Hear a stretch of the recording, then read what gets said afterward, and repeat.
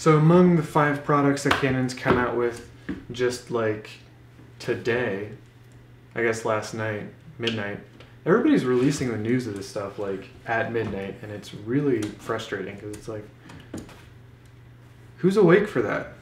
Why do I have to stay awake for that? That's really boring. Anyway, so the EOS M100 is the replacement for the M10, and it's supposed to be a great camera, right? Well, let me tell you why it's supposed to be a great camera, because for the price, with the 15 to 45, 24 to 72 equivalent, you're going to get the sensor of the 80D for $600. That's what it is. It's a sensor of the 80D. It's got the frame rate nerfed a little bit, 6.1 FPS. In RAW, you can get 3.5 seconds worth of shooting, 21 frames. In JPEG, you can get 14.5 seconds of shooting, yeah, at 89 frames. So, you know, it's not intensely capable, but it's really quite on par with the 6D Mark II, actually. So, you know, the APS-C version of the 6D Mark II is worth $600, but the full-frame version is worth $2,000, sorry. So that's interesting. Now, the other really interesting thing is that the flash sync speed on this camera, the EOS M100, is 1/200th of a second, which is the same as the EOS M6, which is faster than the 6D Mark II. So somehow Canon's thinking that more people are going to be using flash on the EOS M100 than on the 6D Mark II, or that it's a bigger deal, that professionals, you know, won't care as much. That, I don't know, it's the way they build their cameras is very strange. But I want to be done with hating on Canon for just a minute, because it's fun and it's popular to do, which is a good reason to do it. But I really do think that I'm starting to see like a bigger trend with this, right?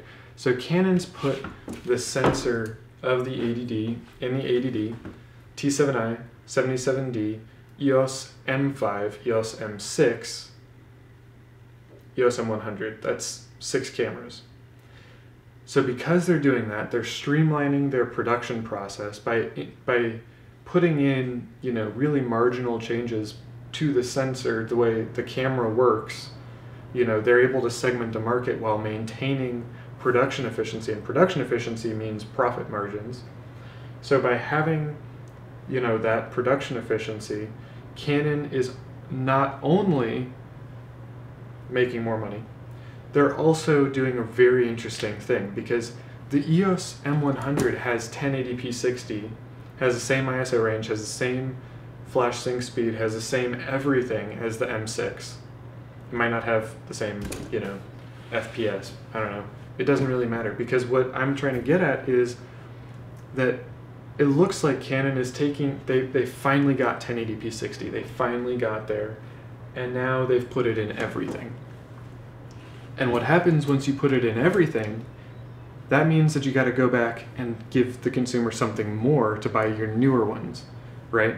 You got to differentiate the higher end versions from the lower end versions. And the 90D and the 7D Mark III are supposed to be coming here soon. Like they're due for an update.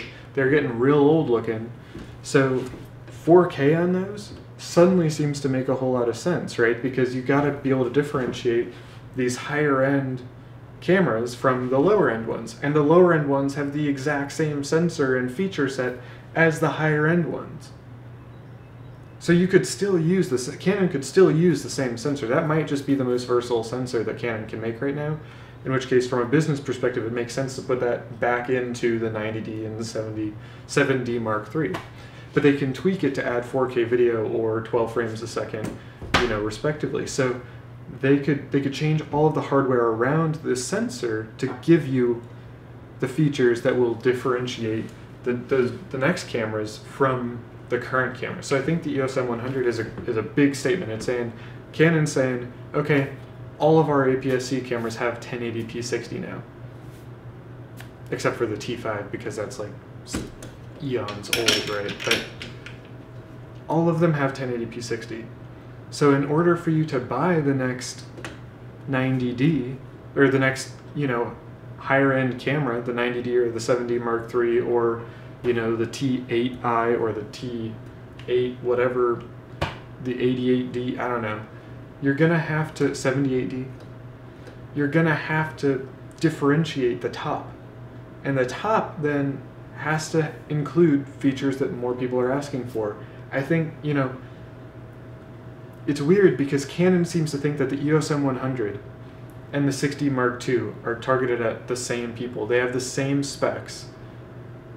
So what gives?